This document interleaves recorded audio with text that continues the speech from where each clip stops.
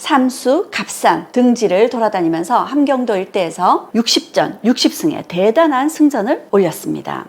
이런 대단한 승전을 올리는 홍범도를 두고 일본은 나르는 홍범도다, 비장군이다 이렇게 부르기도 했습니다. 자신을 찾아온 아들에게 홍범도 장군은 이놈아, 전날에는 네가 내 자식이었지만 네가 일본 감옥에 서너 달 갇혀 있더니 그놈들 말을 듣고 나에게 해를 주고자 하는구나. 너부터 쏘아 죽여야 되겠다. 홍범도 장군이 러시아로 들어갈 때 썼던 입국 신고서입니다. 입국 신고서에는 직업 의병 28년간이라고 쓰여 있고요. 입국 목적과 희망은 고려 독립이라고 쓰여 있습니다.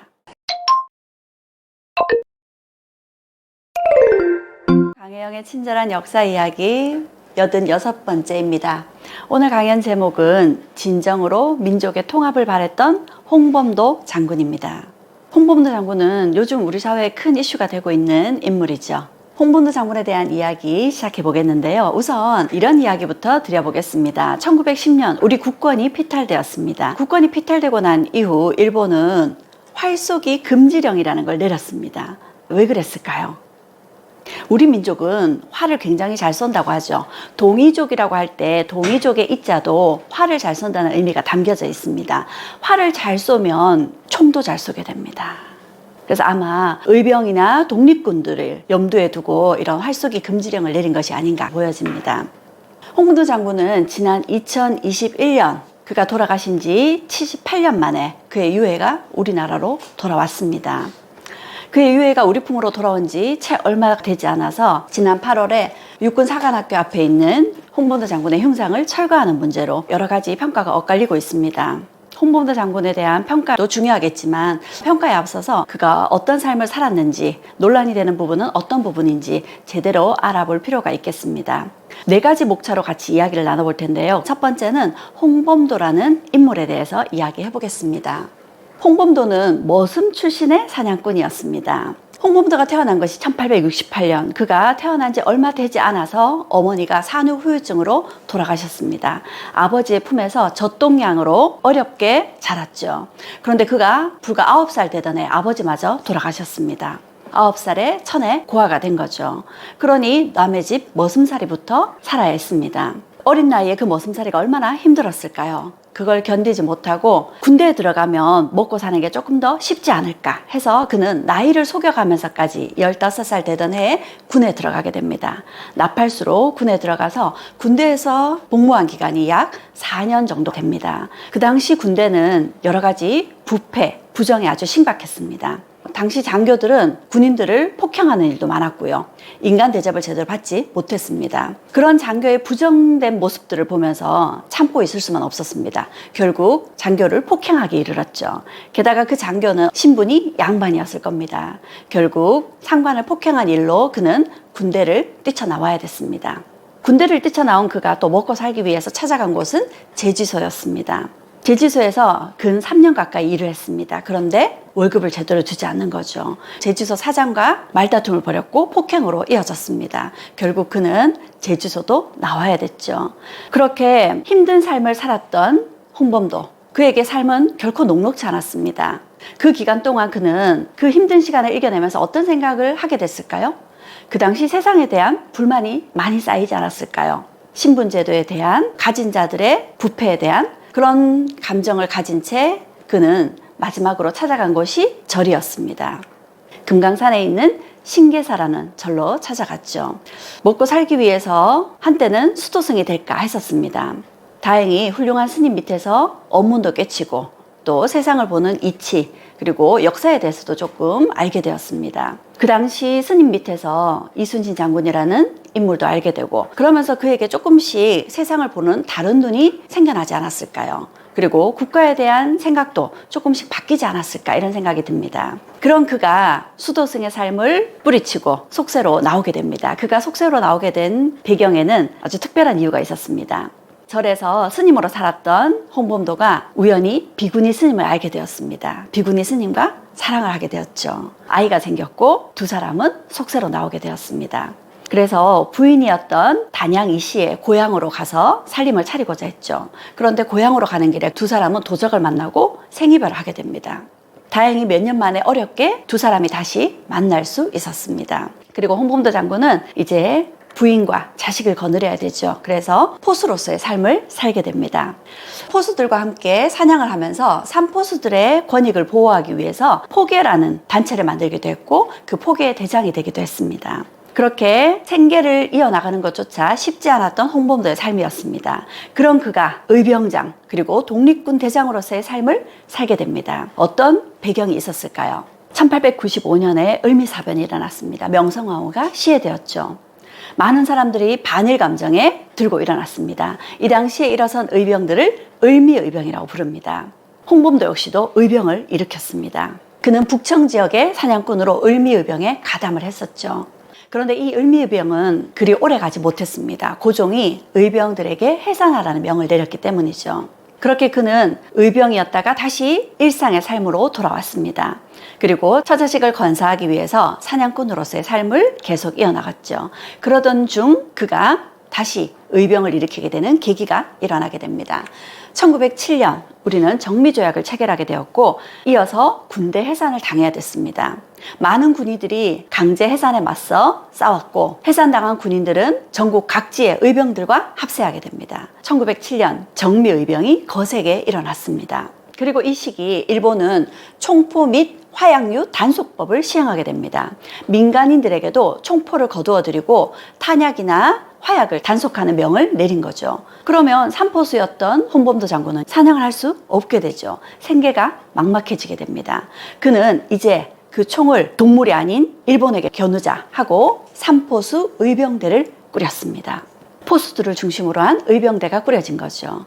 산포수 의병대가 꾸려지고 그는 곧 자신이 살고 있던 북청 지역과 가까운 후치령에서 일본을 상대로 첫 전투를 벌입니다. 10여 명의 일본 군들을 몰살하고 그들로부터 많은 총기들을 회수하게 되죠.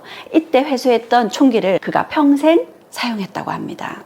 산포수 의병대의 활약은 대단했습니다. 삼수, 갑산 등지를 돌아다니면서 함경도 일대에서 60전, 60승의 대단한 승전을 올렸습니다. 이런 대단한 승전을 올리는 홍범도를 두고 일본은 나르는 홍범도다, 비장군이다 이렇게 부르기도 했습니다. 그들의 발걸음이 얼마나 빠른지 산청 곳곳을 누비면서 이렇게 연전연승을 거두고 있었죠. 사람들은 이런 나르는 홍범도를 두고 그를 칭송하는 노래를 부르기도 했습니다. 홍대장이 가는 길에는 1월이 명랑한데 외적 군대 가는 길에는 비가 내린다. 홍범도 장군님은 동산리에서 외적 수사대 11놈을 몰살시켰어. 일본은 홍범도 장군을 잡을 수 없었고 보고서에 이렇게 적었습니다. 폭도의 종적은 불명하며 지금까지 단 한 명도 체포하지 못했음을 유감으로 여기는 바이다. 이렇게 일본은 산포수 의병대를 잡기는커녕 제대로 쫓지도 못했습니다. 그래서 산포수 의병대, 특히 홍범도를 잡기 위해서 다른 전략을 쓰게 되죠. 그를 회유하기 위해서 그의 가족들을 이용합니다. 일본에서는 홍범도의 귀순 권유를 위해서 그의 가족들을 이용하라는 명령이 내려졌고 그의 아내와 그의 아들이 일본에게 붙잡혀갔습니다. 일본은 그의 아내에게 그를 회유하기 위한 편지를 쓰라고 합니다. 항복하고 귀순하면 부귀 영화를 누리게 해주겠다 하고 편지를 쓰라고 했죠. 하지만 그의 아내 단양 이씨는 완강하게 거부합니다. 실끝 같은 내 목숨 없어지면 그뿐. 내가 글을 쓴다고 영웅호걸인 내 남편은 나 같은 아녀자의 말을 고지 듣지 않는다. 나는 절대로 쓰지 않겠다. 그녀를 회유하지 못한 일본은 단양 이씨에게 많은 고문을 가합니다. 모진 고문에 그녀는 결국 고문 후유증으로 1908년 젊은 나이로 생을 마감해야 했습니다. 단양 이씨의 마음을 움직이지 못했던 일본은 이번에는 홍범도의 아들을 회유해서 홍범도에게 항복을 권유하러 보냅니다. 자신을 찾아온 아들에게 홍범도 장군은 이놈아, 전날에는 네가 내 자식이었지만 네가 일본 감옥에 서너 달 갇혀 있더니 그놈들 말을 듣고 나에게 해를 주고자 하는구나.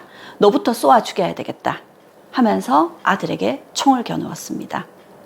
아들에게 겨눈 홍범도의 총은 아들의 귓등을 스치고 지나갔습니다.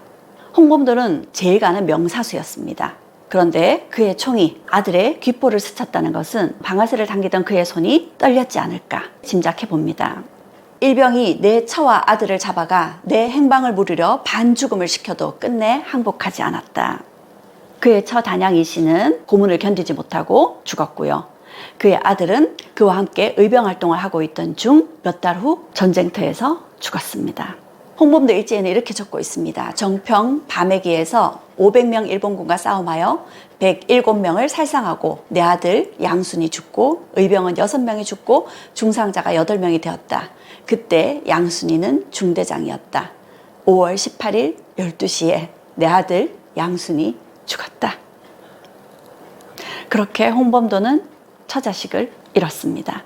그에게 둘째 아들이 있었지만 둘째 아들도 그의 전쟁터를 따라다니다 결국 병으로 죽게 됩니다. 이 즈음 국내에서의 의병 활동도 여의치 않아졌습니다. 1910년 우리는 국권이 피탈되었고 그는 그 즈음에 연해주로 건너가게 됩니다.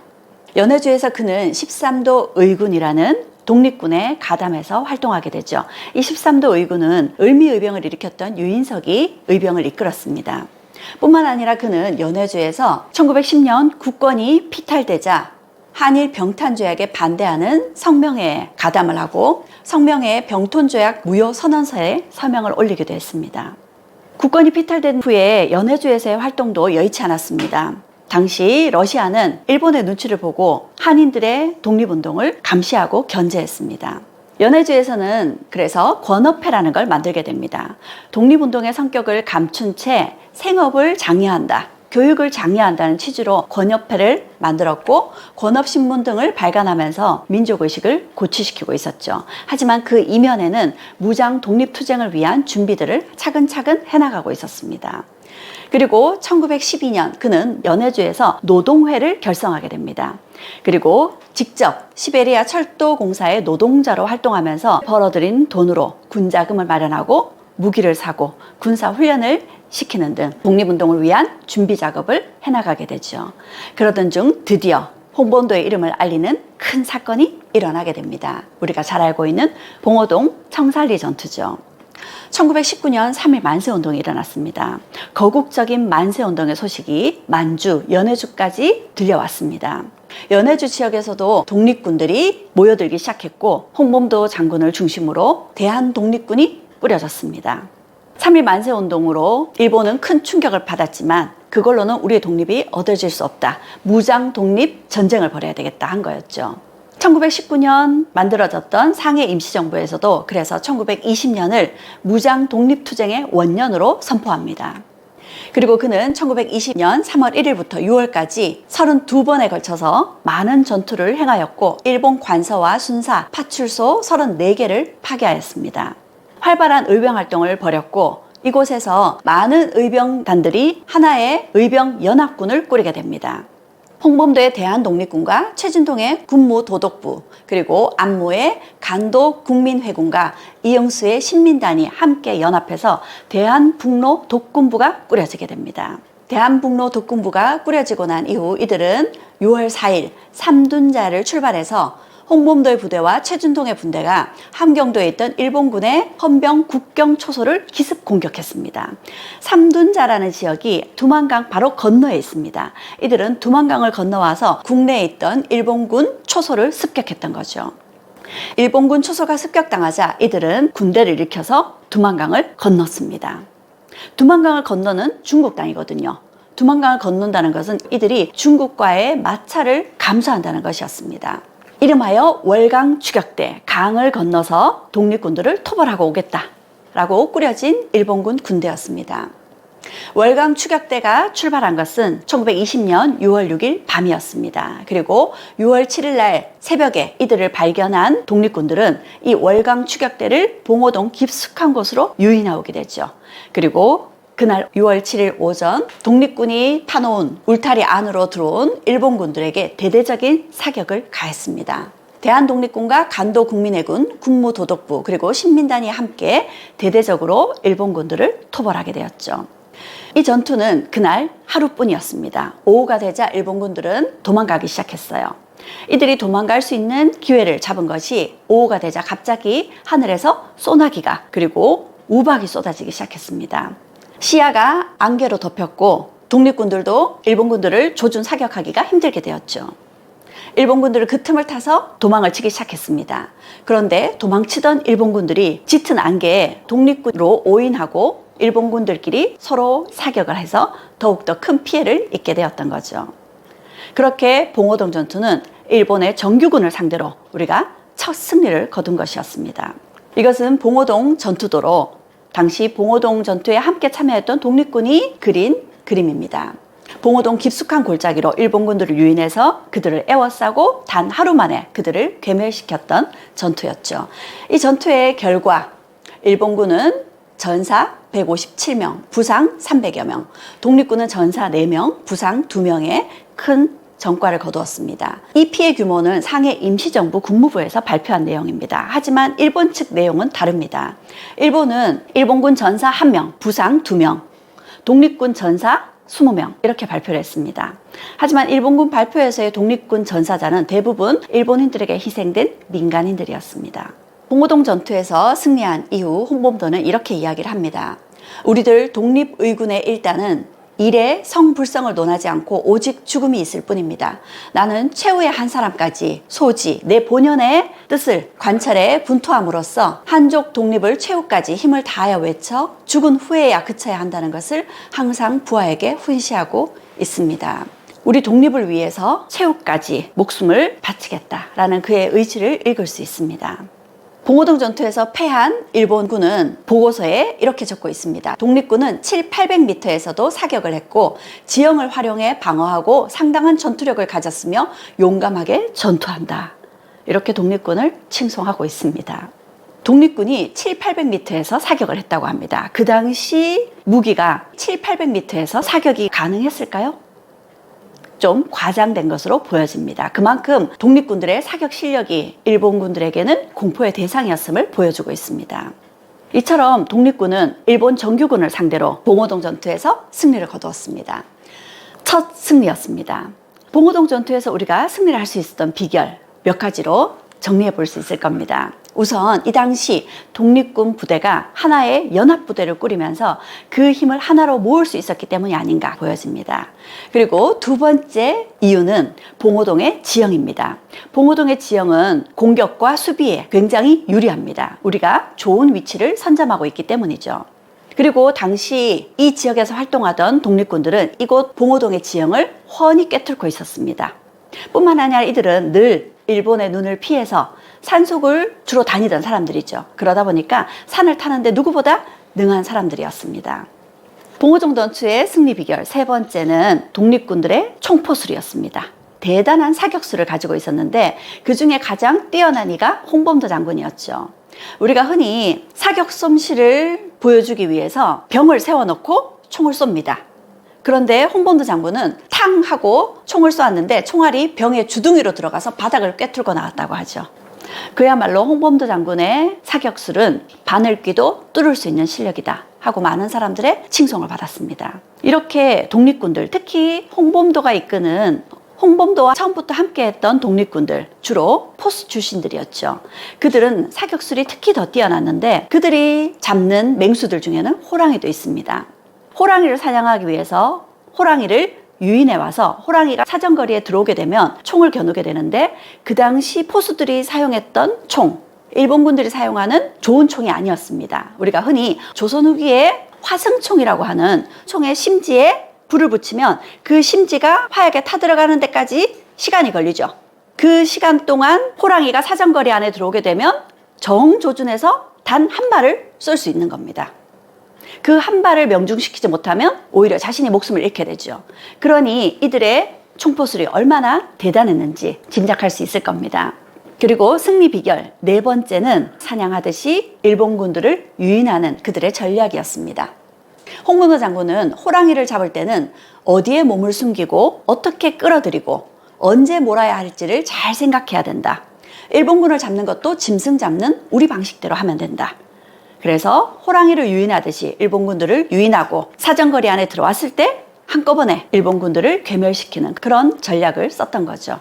봉오동 전투의 승리 비결 다섯 번째는 간도 지역의 한인들의 지원이었습니다. 총알이 비오는 듯하던 중에도 치맛자락에 주먹밥을 던져주는 애국 부인들은 독립군의 용기를 100배나 다시 나게 했습니다. 전쟁터 속을 찾아와서 행주치마에 싼 주먹밥들을 독립군들에게 나눠주는 간도 부인네들의 따뜻한 주먹밥이 독립운동가들에게는 큰 힘이 되었던 거죠. 독립군들이 이 봉오동에서 큰 활약을 할 수 있었던 데에는 그들의 무기가 구식 무기만 있었던 건 아니기 때문이기도 합니다. 그 당시 독립군들은 체코 군들에게 무기를 구입했다고 합니다. 어떻게 간도 지역에 있는 독립군들이 체코 군대에게 무기를 구입할 수 있었을까요? 당시 체코는 오스트리아의 지배를 받고 있었습니다. 오스트리아로부터 독립하기 위해서 체코 군단은 러시아 땅으로 들어가서 싸우고 있었죠. 이게 1차 세계대전이었습니다. 그런데 당시 러시아가 독일과 정전협정을 맺게 되면서 이들이 더 이상 동부전선에서 싸울 수가 없었던 거죠. 그래서 체코 군단들은 독립을 위해서 다시 싸우기 위해서 서부전선으로 가야 됐습니다. 서부전선이 만들어지고 있던 곳이 프랑스 근교였거든요. 그래서 이들은 프랑스로 가야 되는데 길이 막혀 있었기 때문에 시베리아 대륙 횡단철도를 타고 블라디보스토크까지 와서 바닷길로 프랑스로 가야 됐습니다. 그러다 보니까 이들이 시베리아 횡단철도를 타고 독립군들이 있던 연해주까지 오게 되었던 거죠. 그런데 이들이 시베리아 횡단철도를 타고 연해주에 도착했더니 그때가 1918년 1차 세계대전이 끝났다고 하네요. 자동으로 독립이 되어버린 겁니다. 이들은 더 이상 싸울 이유가 없었죠. 그리고 고향으로 돌아가기 위해서는 돈을 마련해야 됐었고 이들에겐 더 이상 무기가 필요치 않았던 겁니다. 그래서 자신들이 가지고 있던 무기를 우리 독립군들에게 팔았던 거죠. 게다가 우리 독립군도 나라의 독립을 되찾기 위해서 싸우고 있었고 체코 군들도 역시 독립을 위해서 싸우던 이들이었습니다. 비교적 저렴한 가격에 많은 무기들을 독립군에게 넘겼던 거죠. 그렇게 한국의 독립군들은 일본에 대항하기 위해서 러시아에서 그리고 체코 군들에게 무기를 획득할 수 있었습니다. 그런데 무기를 획득하기 위해서는 굉장히 많은 돈이 필요했겠죠. 그 돈은 어디서 났을까요? 홍범도와 함께 독립군으로 활동했던 최진동 그리고 그의 동생 최훈산 이들 최씨들은 굉장한 부를 가지고 있었습니다. 그들이 내어놓은 군자금 그리고 간도 지역의 한인들이 십시일반 군자금을 내어놓았습니다. 그렇게 마련한 군자금으로 무기를 사들였고 그 무기를 독립군들이 있는 곳으로 실어 날라야 됐습니다. 무기를 실어 나르는 일은 일본의 감시를 피해야 됐었고 중국의 감시도 피해야 됐습니다. 그래서 주로 밤을 이용해서 산을 타면서 무기를 실어 날라야 됐습니다. 간도 지역에 수천 명의 민간인들이 집신을 신은 채 그 험준한 산길을 넘으면서 무기를 독립군들에게 전달해 주었죠.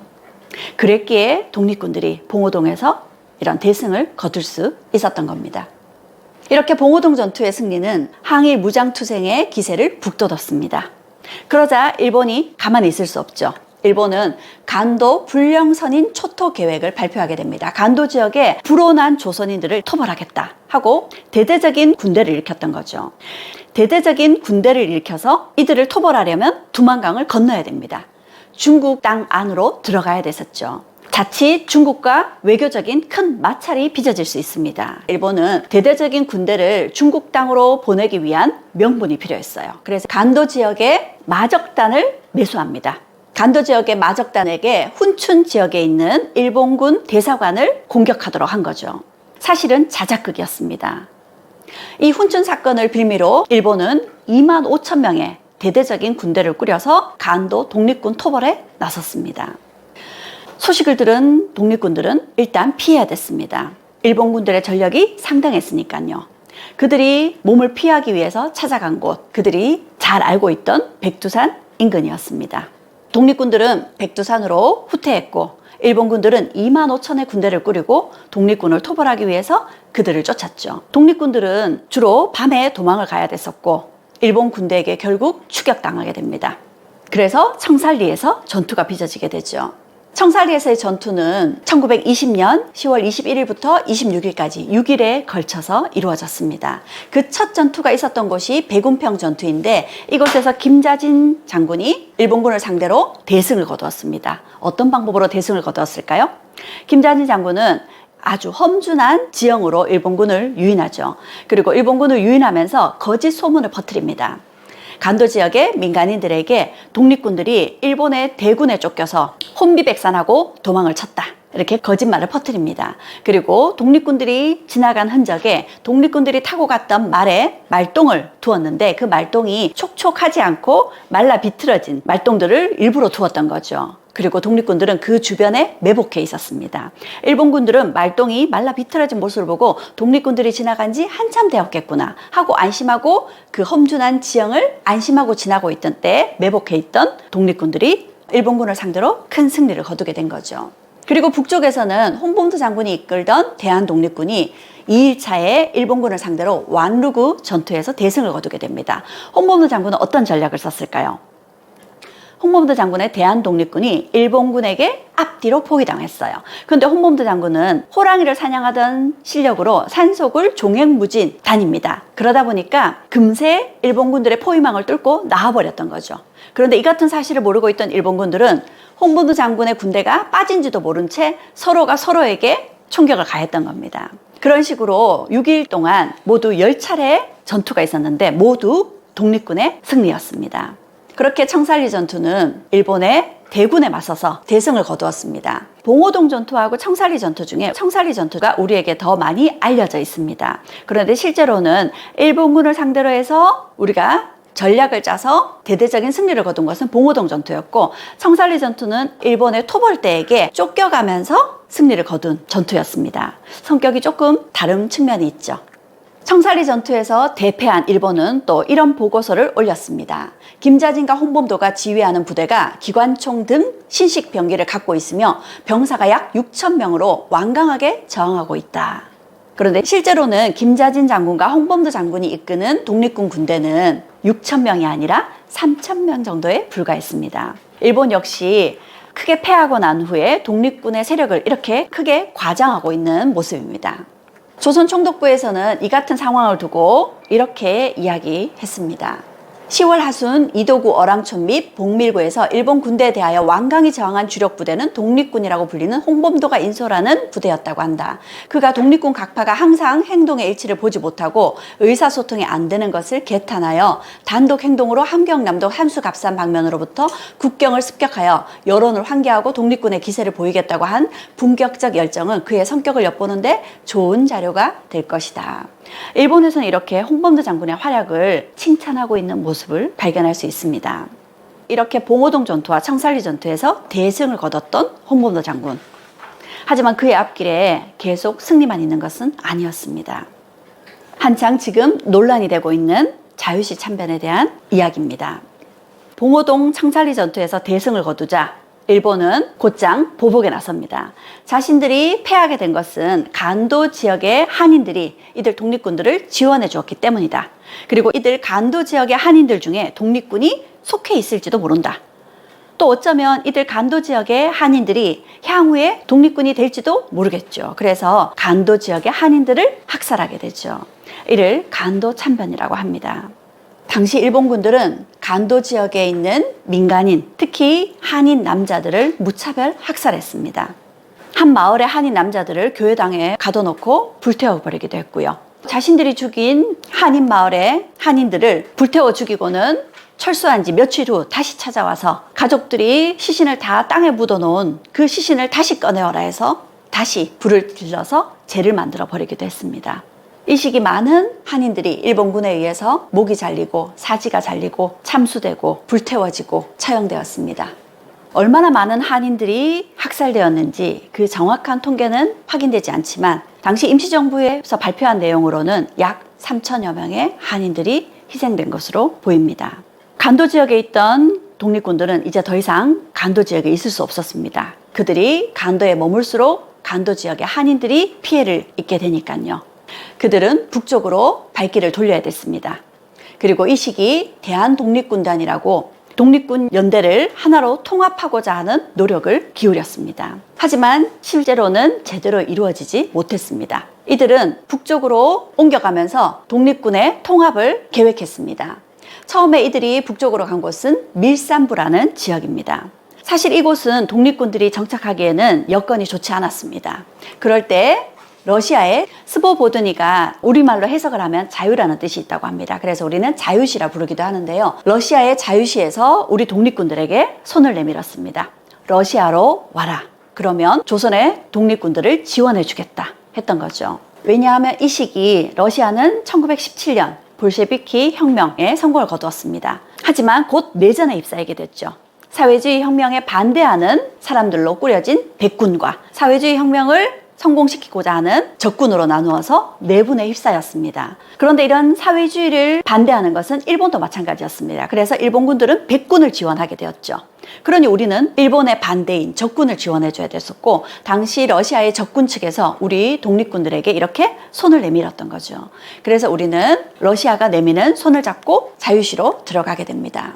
자유시로 들어가는 길목에서 당시 러시아의 소비에트 혁명정부에서는 러시아제 무기를 일괄 지급해 주겠다라는 이유로 독립군들에게 무장 해제를 요구했습니다. 그리고 러시아로 들어가서 새로운 무기를 지급받았죠. 우리는 자유시로 들어가고 난 이후 하나로 통합된 독립군을 꾸리려고 애를 썼습니다. 그래서 그 당시 뿔뿔이 흩어져 있던 10여 개의 독립군들이 하나로 통합시키고자 했고, 당시에는 상해파의 고려공산당을 중심으로 통합의 움직임이 일고 있었습니다. 그런데 이에 반대하던 이르쿠츠크파 고려공산당 측에서 당시 볼셰비키 코민테른의 지원을 받고 이들이 더 큰 힘을 가지게 되죠. 코민테른에서는 이르쿠츠크파를 중심으로 독립군을 통합하라고 명령했던 거죠. 당시 러시아 땅에 들어와 있었기 때문에 코민테른의 명을 어기기 쉽지 않았습니다. 결국 상해파 고려공산당에 속해 있던 사할린 의용대가 이르쿠츠크파 고려공산당 밑으로 들어가는 것을 반대하게 되었고, 이들에게 무장해제를 요구하는 과정에서 충돌이 빚어졌습니다. 그래서 이르쿠츠크파의 자유대대가 상해파의 사할린 의용대를 무력으로 무장해제했고, 그 과정에서 사할린 의용대의 독립군들이 죽임을 당하는 큰 피해가 발생했습니다. 이를 우리는 자유시 참변이라고 부릅니다. 이 자유시 참변으로 독립군들의 통합은 물론이고 많은 독립군들이 다시 분열되고 희생을 겪어야 됐었죠. 이르쿠츠크파가 상해파 독립군들이 일본에 손을 잡았다 하고 모함해서 러시아 적군이 상해파를 무장해제하게 했고, 그 과정에서 총격전이 발생했습니다. 그 피해로 사살된 독립군이 72명, 익사한 이들이 37명, 도주 중에 사망한 이들이 200여 명, 행방불명이 된 이들이 250여 명, 포로가 된 이들이 917명이었습니다. 이 자유시 참변은 우리 독립군들을 도와주겠다고 먼저 손을 내밀었던 러시아의 적군이 우리를 배신한 측면이 있습니다. 뿐만 아니라 우리 역시도 하나의 독립군으로 통합하고자 했던 과정에서 지도부 간의 갈등, 이념이라든지 여러 가지 이해관계 이런 걸 둘러싼 내분 때문에 일어난 참상이기도 했습니다. 그런데 또 다른 이유도 있었습니다. 러시아가 사회주의 혁명에 성공을 거뒀습니다. 하지만 이런 사회주의 혁명에 반대하던 미국과 영국, 일본이 간섭군으로 시베리아의 군대를 출병했던 거죠.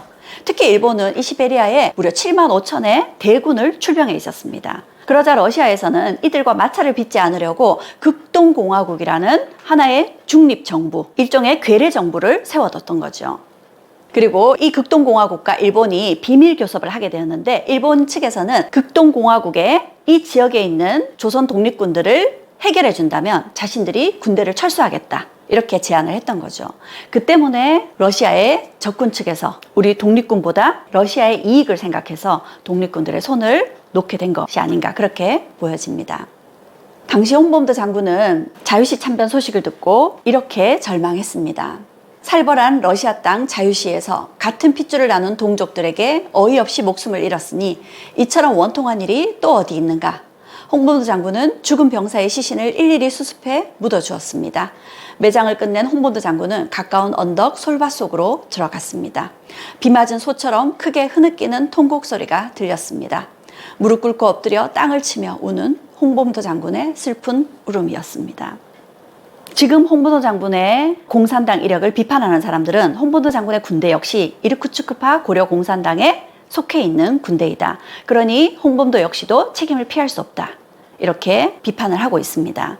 하지만 자유시 참변이 있던 당시 홍범도 장군은 자유시에 없었습니다. 하지만 이렇게 통곡하는 홍범도 장군의 모습을 보면 자신의 잘못은 아니지만 이 자유시 참변을 마치 자신의 잘못인 것처럼 비통하게 받아들이는 모습을 짐작해 볼 수 있습니다. 홍범도 장군이 러시아로 들어갈 때 썼던 입국 신고서입니다. 이 입국 신고서를 보면 홍범도 장군이 러시아행을 택한 목적, 그 까닭을 분명히 이해할 수 있을 겁니다. 입국 신고서에는 직업, 의병, 28년간이라고 쓰여 있고요. 입국 목적과 희망은 고려 독립이라고 쓰여 있습니다. 그는 러시아의 지원을 받아서 독립을 이루어내기 위해서, 독립군들의 통합을 위해서 러시아로 건너갔던 거죠.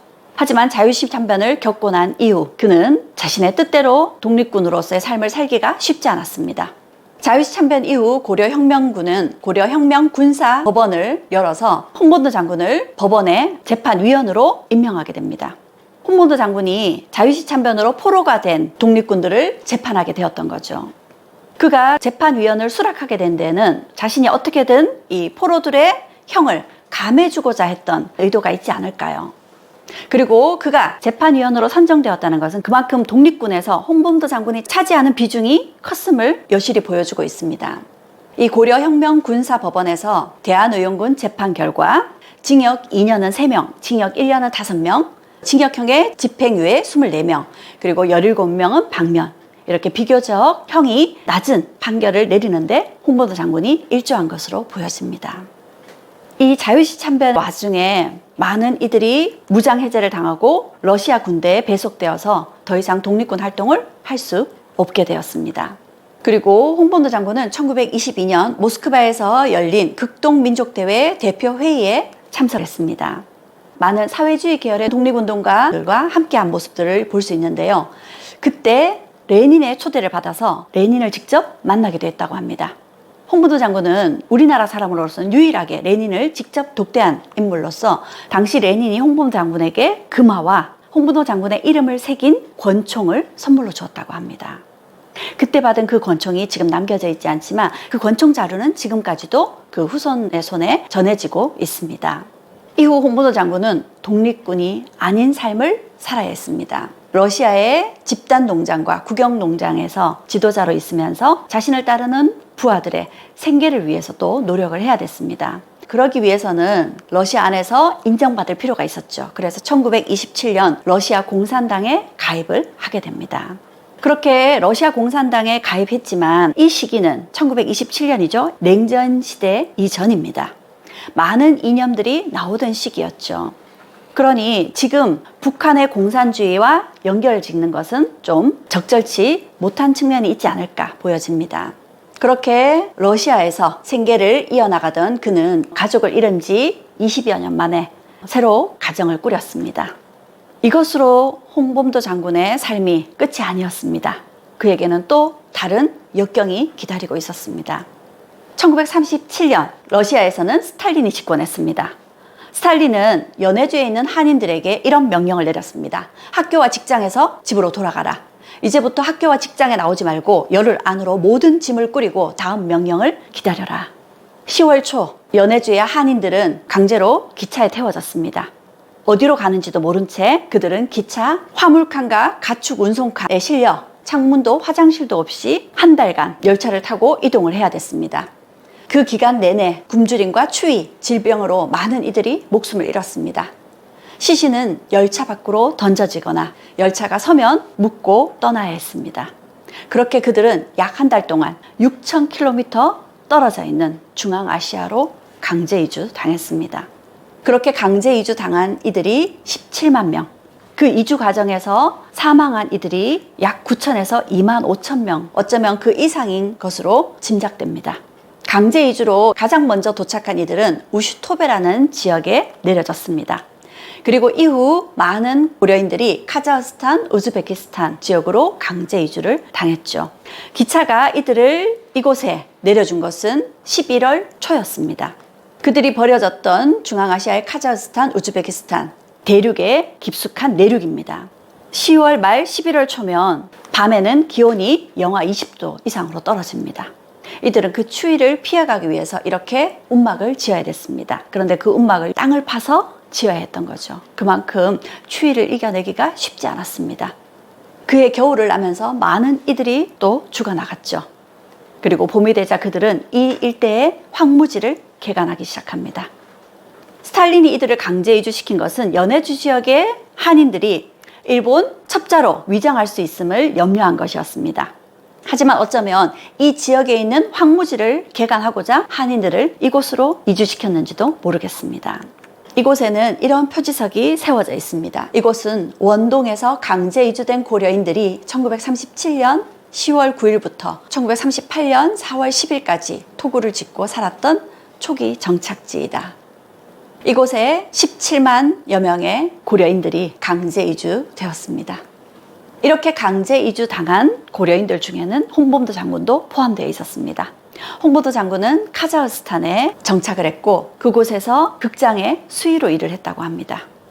홍범도 장군은 자신이 독립군 대장이었던 이야기를 밝히지 않은 채 극장의 수위로 일하고 있었죠. 그런데 그런 홍범도 장군을 알아본 이가 있었습니다. 사람들은 홍범도 장군에게서 독립군으로서의 활약할 당시의 이야기를 들려달라고 했고 그 이야기를 들은 이들은 그 이야기를 토대로 의병들이라는 연극을 만들어서 상영했습니다. 그 연극을 본 홍범도 장군은 이렇게 이야기했습니다. 내 이야기 말고 그들의 이야기를 무대에 올려주시오. 홍범도 장군은 자신보다 자신과 함께 나라의 독립을 되찾기 위해서 희생되었던 그 이름조차 알려지지 않은 많은 독립군들의 이야기를 사람들에게 들려주고 싶었던 거죠. 이런 모습을 보면 홍범도 장군이 자유시 참변의 굴욕을 겪으면서도 러시아 땅에 남았던 것, 변절자라는 비난을 받으면서도 자신을 따르는 부하들을 지키고자 러시아 땅에서 공산당에 가입하고 생계를 이어나갔던 것이 아닌가 그렇게 보여집니다. 1990년대에 한 독립운동가의 일지가 발견되었습니다. 홍범도 장군의 일지입니다. 이 일지를 보면 홍범도 장군이 한평생 어떤 생각을 하면서 살았는지 잘 보여집니다. 봉오동 전투를 앞둔 어느 날 산봉우리 위에 올라가서 두만강 너머에 우리 산천을 내다보면서 이렇게 이야기하셨다고 합니다. 내 몇 년 만에 고국 산천을 바라보는 것이냐. 빨리 독립을 되찾아 고국 땅에 돌아가고 싶은 간절한 마음이 느껴집니다. 홍범도 장군이 발표한 글입니다. 당당한 독립군으로 몸을 빗발치는 총알과 포탄 사이에 던져서 반만년 역사를 영광되게 하며 잃어버린 국토를 회복하여 자손 만대에 행복을 주는 것이 우리 독립군의 목적이요 또한 민족을 위하는 본의이다. 간도 국민대장 구춘선이라는 인물이 밝힌 홍범도 장군에 대한 이야기입니다. 홍범도 장군의 마음속에는 오직 나라가 있을 뿐이고 자기 몸과 가정은 돌보지 않고 있습니다. 정성을 다하고 마음과 몸을 다하여 독립운동에 열성을 다하여 죽은 후에야 그칠 정도로 헌신하고 있으니 우리 동포 모두가 숭배하고 믿지 않는 자가 없을 지경입니다. 홍범도 장군에 대해서 남긴 일본 측 기록입니다. 연변 한인 동포들이 그를 숭배하는 것이 매우 심하고 북한 및 연변 지방 지리의 밝기가 마치 신과 같다고 보고했다. 홍범도의 성격은 호걸의 기풍이 있어서 그 휘하에 있는 자로부터 신과 같은 숭배를 받고 이렇게 적고 있습니다. 홍범도 장군이 나라의 독립을 되찾기 위한 독립군 활동에 얼마나 진심이었는지 그가 간절히 바라던 것이 무엇이었는지 그 주변 이들이 홍범도 장군을 얼마나 칭송하고 있는지 심지어 일본인들의 기록에 홍범도 장군이 독립군 대장으로서 어떤 위치에 있었는지를 잘 보여주는 글들을 함께 봤습니다. 자유지 참변이 발생했던 그곳에는 이렇게 독립군 순절비가 세워져 있습니다. 그리고 그 독립군 순절비에는 이런 글귀가 적혀 있습니다. 다시는 우리끼리 싸우는 일이 없기를. 홍범도 장군의 마음도 이와 같지 않았을까요? 다시는 우리끼리 싸우는 일이 없기를 바랬던 홍범도 장군이었습니다. 그런데 지금 우리의 모습은 어떻습니까?